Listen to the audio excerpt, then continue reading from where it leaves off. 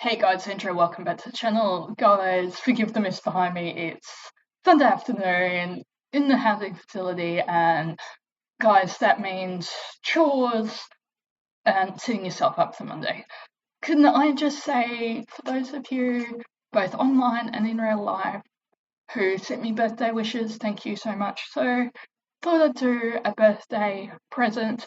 Now, one won't be featured on camera because we haven't put it together yet, which is from Friends and Family. It's an electric grill for outdoors. I had my heart set on a barbecue, but for my own safety and for my own good, I was redirected to an electric grill.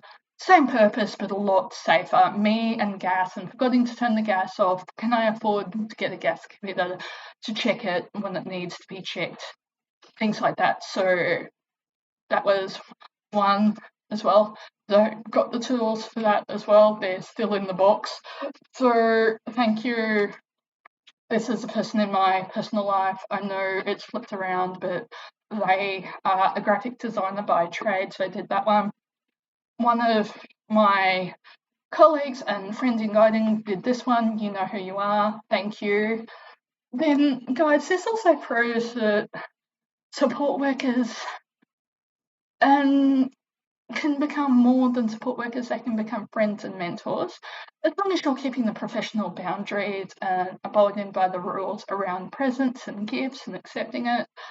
Guys, I desperately needed a new water bottle, so they got me this one.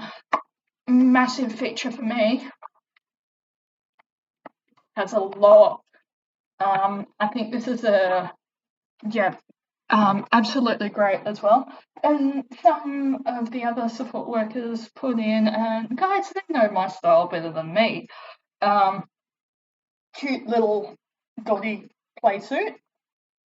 And guys, this has got the strap. I've got to hang it up and just find it. Cute little Kmart dress. And guys, I'm not opposed to fast fashion if you look after it. So wash it, iron it, store it properly. Guys, as long as you're not paying like $2 and stuff, if you're paying that little bit more, guys, it's going to last just as long as well. So the places that I really object to are Wish and Temu, and Shein, because they do their shipping, it's poor quality, their modern day slavery, the over packaging, and the intellectual property theft. But guys, that's a bit of a birthday haul. Had an absolutely amazing week as well. In the house, we celebrate birthdays by some small gifts, cake as well, and then my family did cake as well. My community access team did a small gift, which is an experience rather than a gift as well. So guys, if you're struggling for a gift for a person with a disability, don't discount experiences, time with them, taking them out for coffee or cake or a meal, helping them with chores, just a gift of your time as well. Or the other thing, straight up ask them. Don't play guessing games. Straight up ask them, what do you want as well. So guys, it's been an amazing birthday. I'm a 1984 vintage.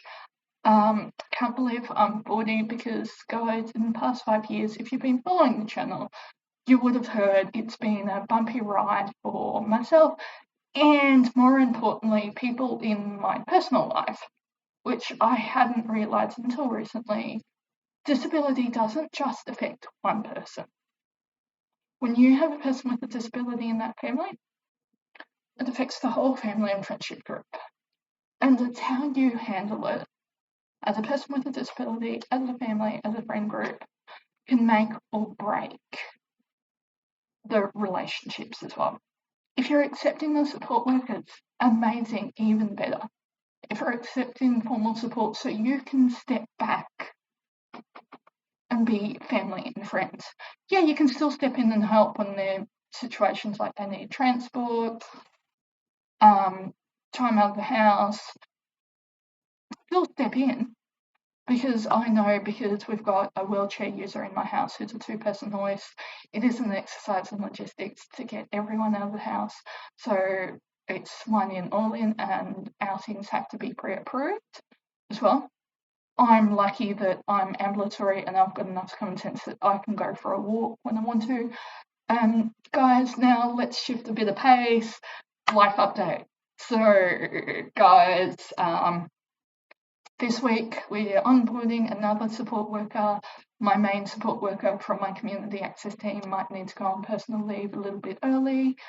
For very joyous reasons, I've been asked to keep what's happening out of YouTube. So fair enough.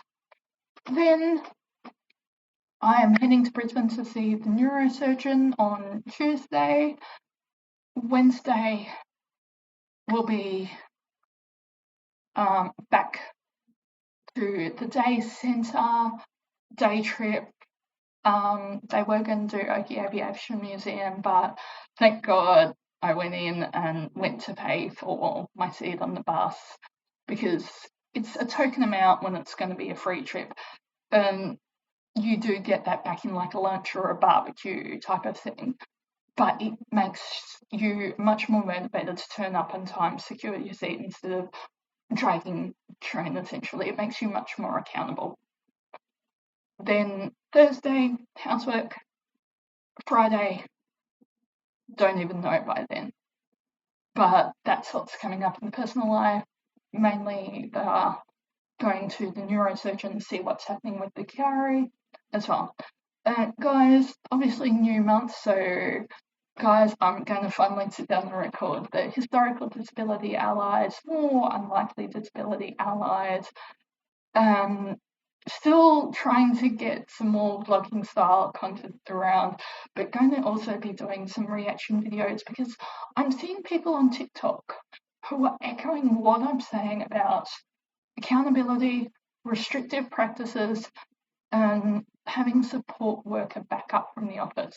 As you've heard previously in the video, I've got two support agencies. So I've got my housing agency and I've got my community access agency. Now, guys, I had the sleepover Friday to Saturday with people in my parent personal life. So I basically went back to childhood home to reset body clock, have a decent night's sleep.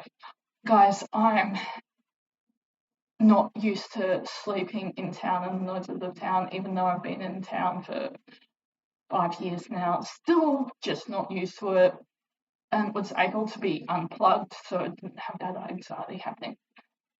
But guys, I had sent them so I'd sent my housing agency 2 emails the month before, along with procedures, letting them know that I'd sign out my tablets, where I was going to be, that it was only overnight. I'd packed that morning. I'd let the main support worker know. I'd let the support workers of the shift I know thought would be on. It was also in the communication book. I did leave my mobile in case of emergencies. At about 6 o'clock tablet time, I get a panic phone call. Where are you? You're normally home by now. I'm at my parents' place. Did you not read the communication book? Oh, manager says she hasn't checked the emails. Guys, pull back up from the office. They hadn't checked the email. The person hadn't clearly read the communication book. So, guys, this is the thing. They have a disconnect between the office and themselves.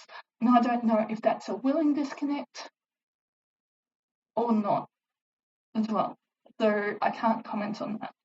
But then the community services agency, guys, they're actively checking in with their support workers like once a week, once a fortnight, depending on their client load. They have support liaison officers, so that's for rostering if they've got concerns about a client, being able to help them with notes if they're struggling with wording, if they're struggling with the therapeutic relationship. Because support work is a therapeutic relationship, guys. It is. And also, coming up on the channel, I'm going to be doing some reaction videos to people on TikToks who are speaking common sense about disability boundaries and restrictive practices. because if we've got access to the internet, we're hearing about guys, people with a disability behaving very badly, but knowing that they can get away with it. And that's the issue, knowing that they can get away with it.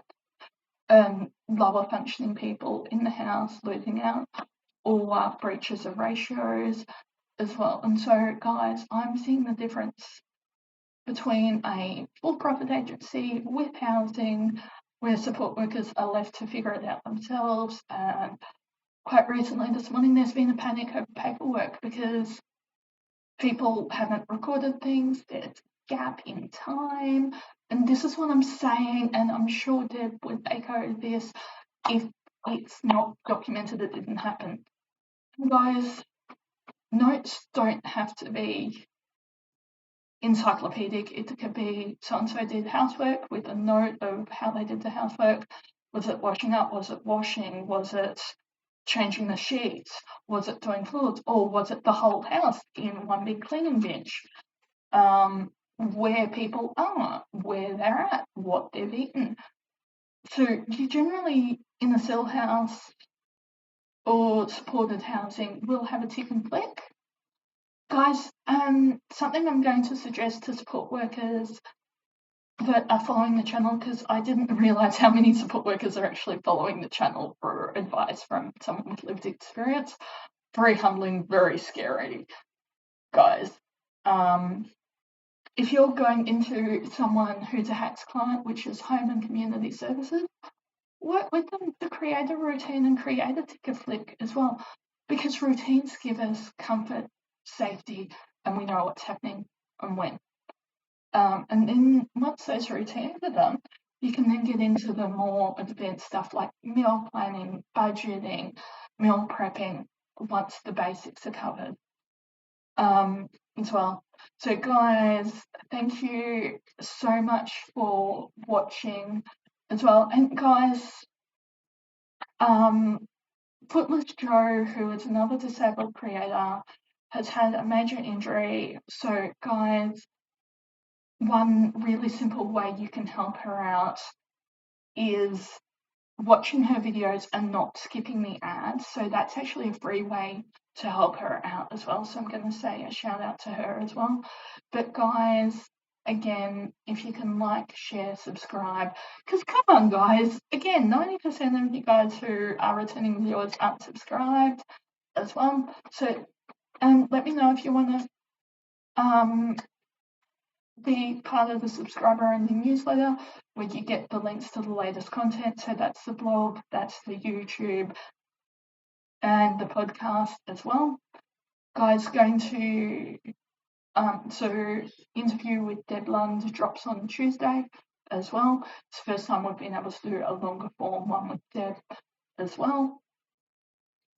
And guys, it really helps the channel, so thank you. If you can like, share, subscribe, comment, really helps me to be seen, because I'm having to make decisions of whether I shut down the channel or keep it as a hobby and go back to some paid work. So if you wanted to consider becoming one of the patrons, or you can do one-off gifts over on the Patreon. I don't have a lot of merch in store. I found it not worth it, but I do have some electronic things like a checklist for choosing an independent support worker. Going to be doing like a support worker safety checklist around behavioural practices, where if you've got to advocate for a client, wording and stuff you can use, if that would be helpful, let me know. And guys, I've had a comment made, and I'm not sure whether it's a compliment or an insult, but someone was saying, why is it always you who knows how to redirect someone? Guys, I worked in chemists for 15 to 20 years, guys. I did have some breaks in between, so that's why I say 15 to 20.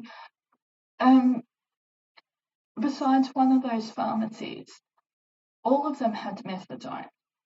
And so I watched and observed the pharmacists redirecting people with methadone, with physiological dependencies, to opioids, to benzodiazepines, people who were in terrible life situations, who had spiraled, rebuild their life as well.